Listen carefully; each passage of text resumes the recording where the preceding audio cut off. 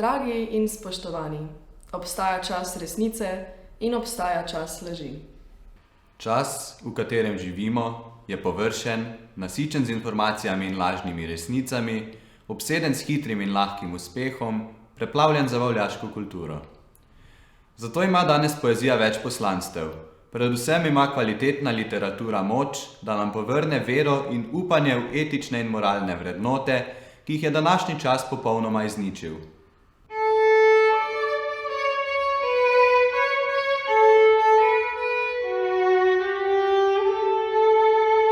Žal živimo v brezsramnem času laži, demagogije in sprenevedanja. Včasih je videti, kot da beseda izgubila tisto moč, o kateri govori knjiga vseh knjig, moč stvarjenja. Danes, predvsem politiki, žal tudi tisti, ki naj bi služili kulturi, uporabljajo besedo, ki ruši, ki spreneveda, ki ni čista.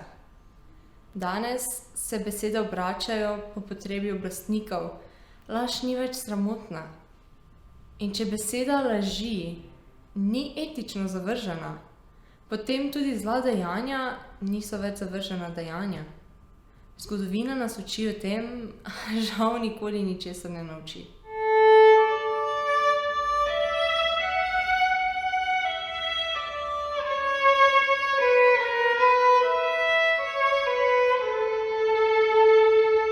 Verjeti v moč besede in literature, verjeti v zgodbo, ki je metafora za dogajanje v svetu, je danes še posebej pomembno. Pesniki in pisatelji v to verjamejo. V to je verjel France Prešeren in še mnogi drugi. Brez pesnikov in pisateljev danes ne bi imeli več svojega jezika. Požrli bi nas večji narodi, ki so vedno imeli velike apetite po našem svetu. Brez samozavesti, da je slovenski jezik enakovreden vsem ostalim evropskim jezikom, kar nam je s svojimi poezijami dal France Prešeren, brez njegove Zdravljice, ki je postala etično merilo našega razumevanja sveta, in še mnogih drugih pesmi, ki so jih zapisali partizanski pesniki in s pesmijo v srcu padali pod kroglami okupatorjev in izdajalcev. Brez poezije danes ne bi imeli več svoje države. Es leben alle Völker, die sehnend warten auf den Tag, dass unter diese Sonne die Welt dem alten Streit entsagt. Frei sei dann jedermann, nicht Feind, nur Nachbar, mehr fortan. Poezijo enačimo z intimnimi čustvi. Poezija naj bi bila predvsem lirika, lepo ubesedenje strasti, ljubezni in tudi razočaranja. Pa seveda poezija ni samo to. Poezija je lahko meč in plamen, kot je zapel Heine. Pesem, ki razsvetljuje mrak zla, kot je rekla ruska pesnica Ahmatova. Obstaja čas ljubezenske poezije in obstaja čas poezije, ki opozarja, ki je zrcalo resnice, čas poezije, ki se upira s vso silo. To smo Slovenci že doživeli nekajkrat v svoji kratki zgodovini. Zato se v takšnih trenutkih zgodovine pisatelji in pesniki niso zaklenili v svoje pisateljske kabinete, od koder bi gotovo lahko bolj udobno opozarjali na resnico, ampak so v silni potrebi, da bodo čim bolje slišani, z besedo zastavili samega sebe. Še posebej je bilo to opazno v času druge svetovne vojne, v času okupacije. V vsej okupirani Evropi ni bilo v boju zoper nacizem in fašizem ubitih toliko pesnic in pesnikov, kot v našem takrat zgolj milijonskem narodu. Evviva tutti i popoli, che il giorno anelano veder, che ovunque splende il sole, all'odio e liti ponga fin, che in libertà ognuno vivrà e amico con il suo vicino. Najbolj izrazit v angažiranosti svoje literature je bil Ivan Cankar. Razkrinkaval je nacionalni značaj Slovencev, njihov odnos do umetnosti in umetnika. Bil je neizprosen kritik slovenskega ljudstva in njegovih elit do kulture.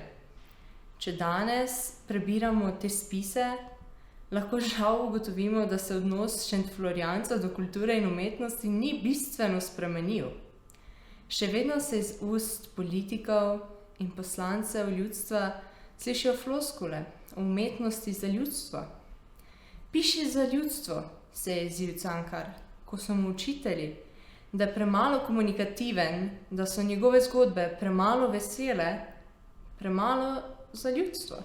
God's blessing on all nations who long and work for that bright day when our earth's habitations, no war, no strife shall hold its sway, who long to see that all men free, no more shall foes but neighbors be. Danes pa lahko slišimo še vse kaj drugega. Naprimer, da je dobra umetnost samo tista umetnost, ki se prodaja, ki jo potrdi kapitalistični sistem povpraševanja in potrošnje. Samo tista umetnost je kaj vredna, ki lahko z gledalci napolni stadion, smo lahko slišali iz ust politika. Cankar je bil veliko bolj umiren človek. V današnjih časih najbrž ne bi mogel verjeti, da sta takšna zaplankanost in tako velik korak nazaj v vaški primitivizem в resnici mogoča. Хай всі живуть народи, що прагнуть сонячного дня. Ми діждемося згоди, і щезнуть чвари та гризня, щоб дзвонів братній спів з позакордонів рубежів. Pesnik se mora zavedati, da ga čas in trenutek kličeta na odgovornost. Pisatelj je odgovoren za svoj narod, za svoj jezik, za kulturo in umetnost. In njegova dolžnost je, kadar so časi takšni, da je svoboda kulture in s tem svoboda naroda ogrožena, da svojo muzo in talent upreže v voz resnice. In danes je takšen čas. Se slovenski pisatelji tega zavedajo dovolj dobro? Se zavedajo, da ni naloga samo pisanje in zapisovanje zgodb.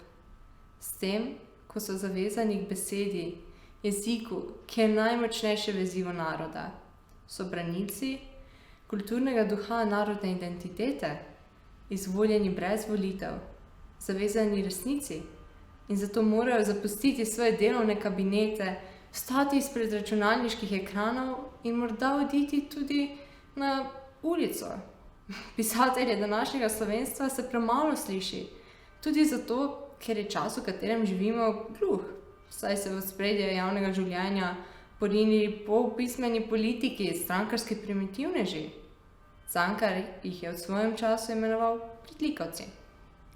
Premalo se jih sliši tudi zato, ker mnogi zagovarjajo tiho umetnost, kabinetno ustvarjanje, stran od vsakdanjih bojev življenja.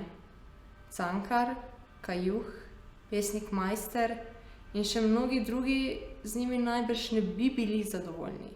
Vive tout le peuple du monde qui aspire à voir le jour, où le soleil dans son sarronde n'éclairera que de l'amour, où tout citoyen sera libre enfant, en paix avec tous ses voisins.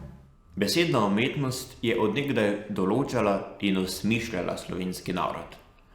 Namesto kraljev, carjev, velikih vojskovodij in zavojevalcev smo Slovenci imeli pesnike, pisatelje, slikarje, arhitekte, umetnike skratka.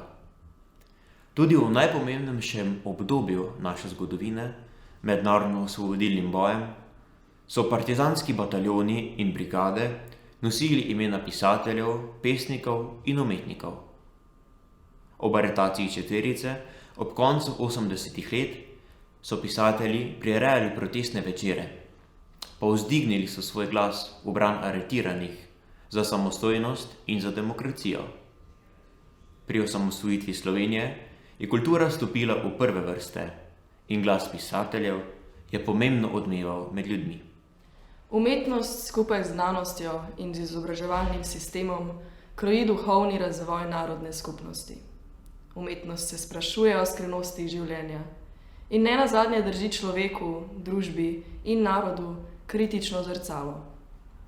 Z neprestavno kritičnostjo do oblasti, do človeškega ravnanja, umetnost razvija in oblikuje narodno samozavest, odpira meje človeškega uma, odkriva nove pokrajine zaznavanja. Predvsem pa je umetnost širina duha, kreativnost, edina garancija za svobodo. Salute las naciones que ansían ver el día en que de oriente a occidente ni un solo odio queda en pie, que la humanidad vive en libertad y las fronteras sean encuentro y buena vecindad. Prav zaradi vsega tega si politika vedno želi, da bi držala roko nad umetnostjo in kulturo. Zaradi moči, ki jo ima še posebej literatura, se vsaka politika trudi, da bi umetnost vsaj usmerjala, če ne že kar določala.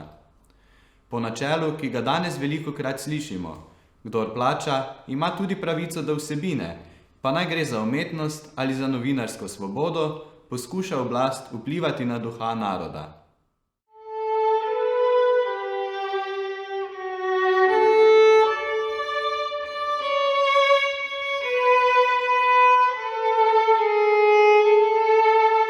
Tudi zato, ker je veliko pisateljev previdnih, ko z mnogimi državljani delijo strah pred aktualno maščevalno oblastjo, se je danes sovražni govor zavlekel vse pore življenja. Tudi zato besede nimajo več teže, tudi zaradi premajhne angažiranosti pisateljev. Pisatelj ne sme biti previden, bojazljiv, na vse strani prijazen. Pisatelj je borec, ki mora povzdigniti svoj glas zoper politično samovoljo, ki se mora boriti za popolno svobodo ustvarjanja, za pravice ljudi in zoper neumnost. Pisateljeva odgovornost je velika tudi zato, ker ljudje zaupajo v njegovo etično držo, zaupajo v slovensko besedo in tudi zaradi tega bi morali pisatelji s svojim ustvarjanjem in človeškim ravnanjem stopiti skupaj in iskreno povedati, kaj si mislijo o svetu in družbi, ki poskuša na vsak način zmanjšati pomen umetnosti in jo prilagoditi krvoločnemu kapitalizmu, ki tudi v kulturi hoče videti zgolj dobiček. Prelomni časi so in kličejo nas na odgovornost. Naša dolžnost je, da se upremo vsaki politiki, ki uničuje Slovenijo in slovensko kulturo. Še je čas.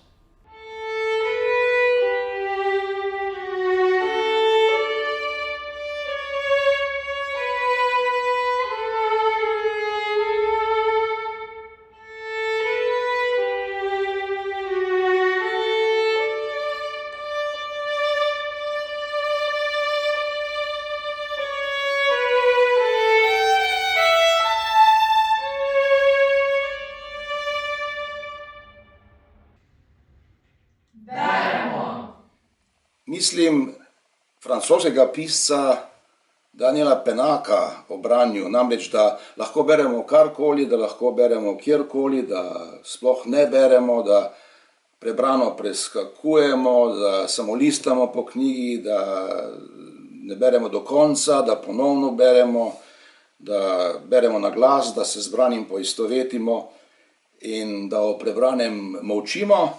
Tem mislim Daniela Penaka pridodajam, mislim, da se bo celo rimalo, nekaj svojih misli Bojana Sedmaka o branju.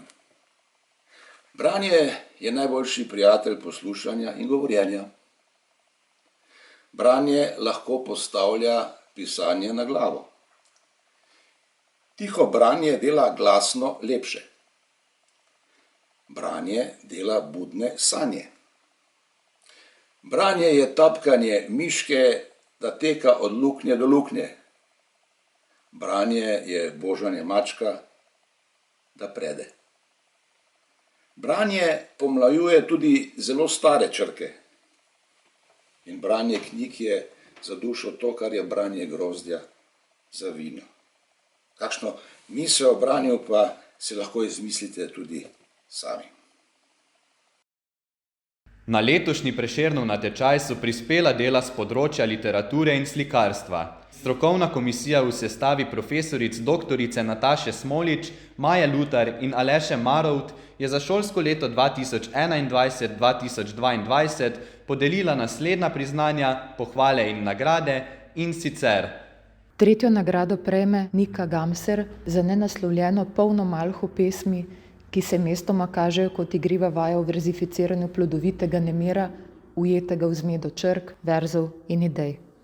Drugo nagrado prejme Luša Mavčec za pesniško besedilo Pismo človeštvu in njegove slikovite bivanske predstave sanj, obljubljene utopije, naivnosti, nevere in pogojne odrešitve. Prvo nagrado prejme Nik Turk za pesniško zbirko Absurdi, ki jo odlikujejo svež jezik, drzne prispodobe in intenzivno iskanje tako izraznih sredstev kot svojega mesta v poeziji in v svetu. Stoji mesto belo, Celje belo in veselo. V Celju lipica zelena, tam je pojstla narejena. Mehke pernice zrahljane, bele rjuhe so oprane in blazine in odeje so iz drage turške preje.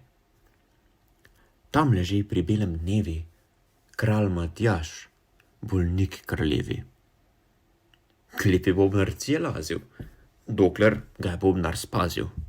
Ga obodal mož srditi, da ne bo več zdrav morbiti.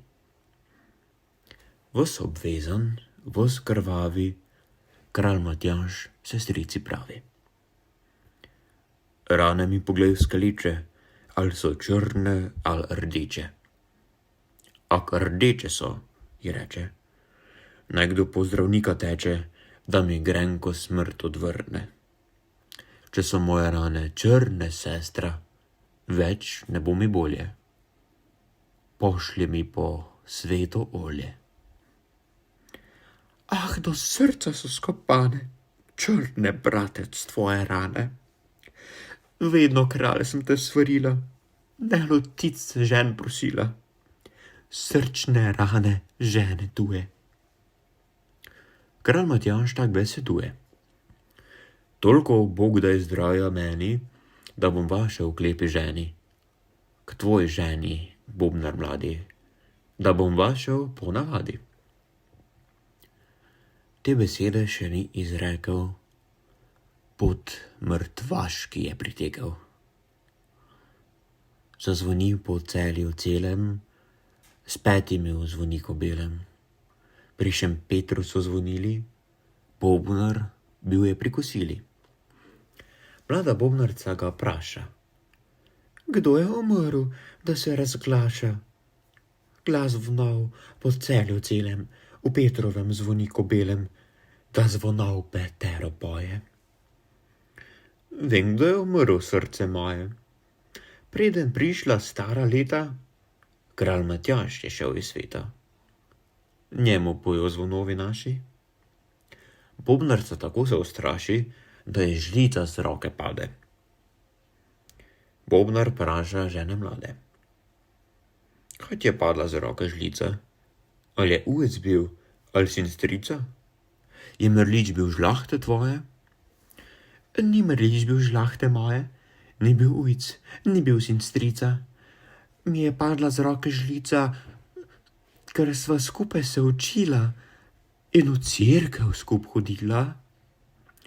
Bobnarju se je zavname, v roke oster nož vzame in zabode svojo ženo, mlado ženo nepošteno. Ko je ženo svojo umoril, tako hlapcu je govoril. Hitro, hitro, hlapec vesti, da ne smemo stati v mesti. Obsedlaj brž 2 konjiča, tako hitra kot 2 ptiča. Enga zate, enga zame, vrzi torbico čez rame in beživa pri tej priči, da me ne dobijo briči. Hlapec pravi in reče, to mi v glavo iti neče. Bežat z doma zavol žene, kurbe nepoštene.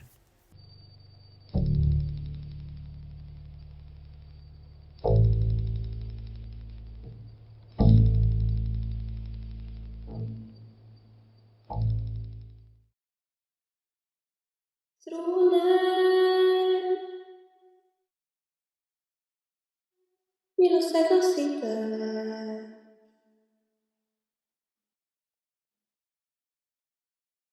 Milo,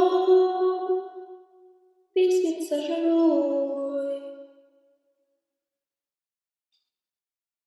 Srca, bolečine skrite,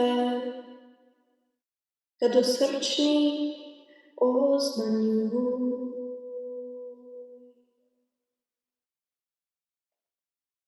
Kak bledi mi moje lice,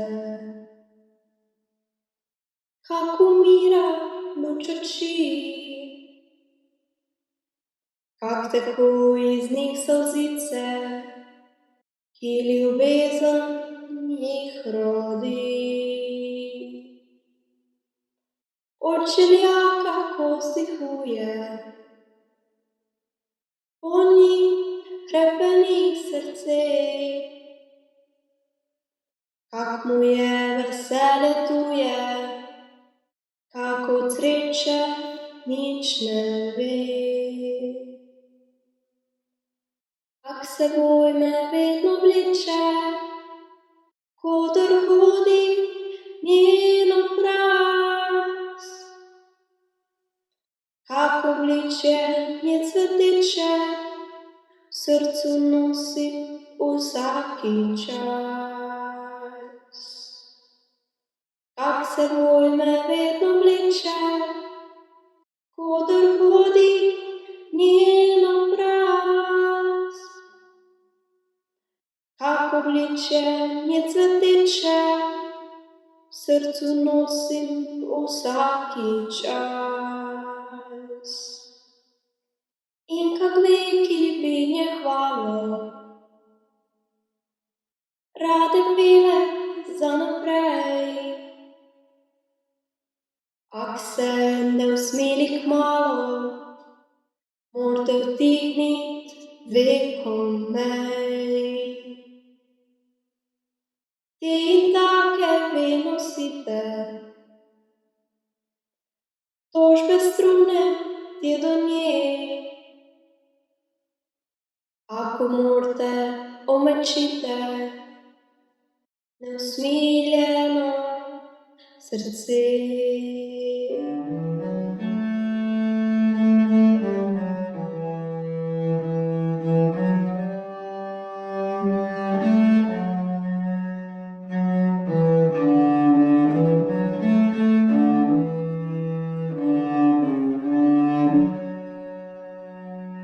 Te in take ve nosite, tožbe strune te do nje. Ako morate omečite neusmiljeno srce. Neusmiljeno srce.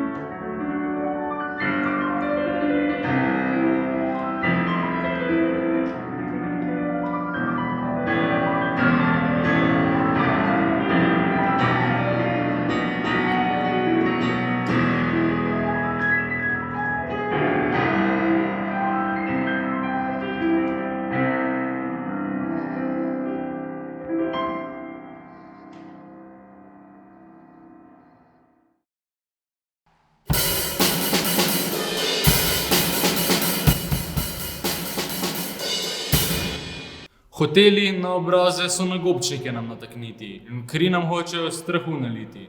Po oglih so predpisi novega sveta nabiti.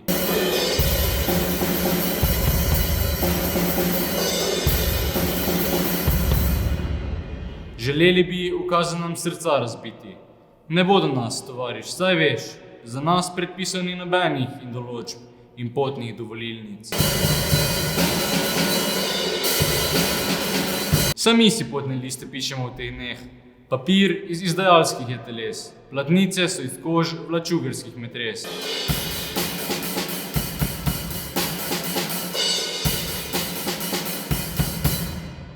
In boj na nje udaril je pečat, zato naprej v napad.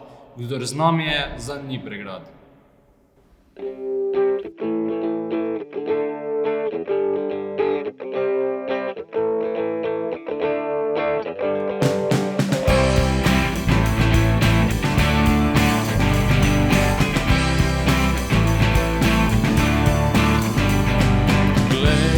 Prijatelji prihajajo kot jata, vendrih vran, ki krokajo vsak dan.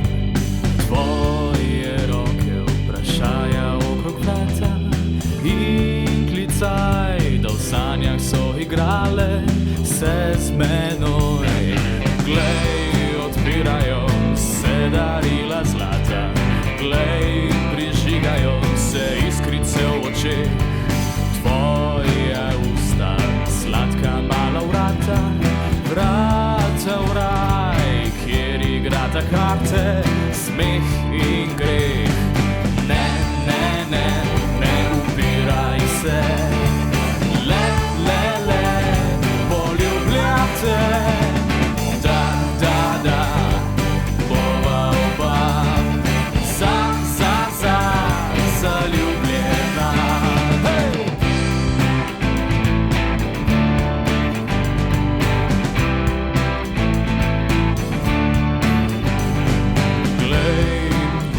Že razpira sveže življe, glej, sonce že nori nad strehami. Tvoji lasje, gnezda zakrte in poti, ki se vijejo skozi vrt slasti. Glej, sreča je čas samo za včasih, glej, ljubezen je čudež iz medu. Konj sekira, ki se v medu dira, dela sled, medene rane in zaliva novi med. Ne, ne, ne, ne upiraj se, le, poljubljate. Da, da, da, bova oba, zaljubljena.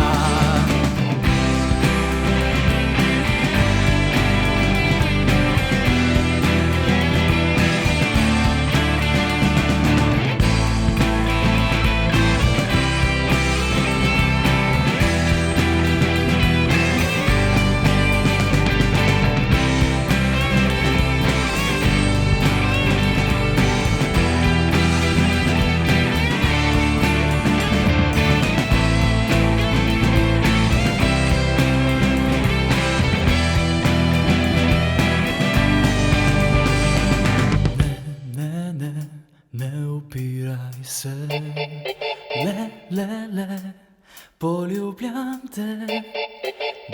Da, bova oba zaljubljena.